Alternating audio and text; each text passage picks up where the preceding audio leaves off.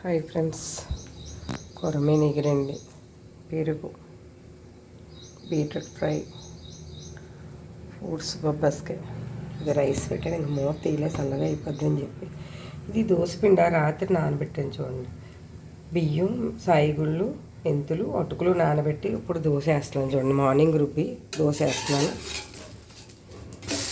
చూడండి, ఎంత బాగా వచ్చిందో దోశ కూడా.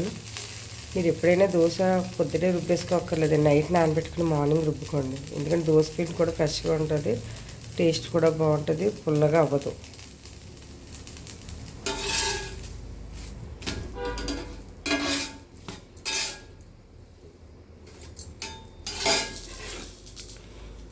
ఇది బీరకాయ పొట్టు పచ్చడి, పాలకూర, టమాటా కర్రీ.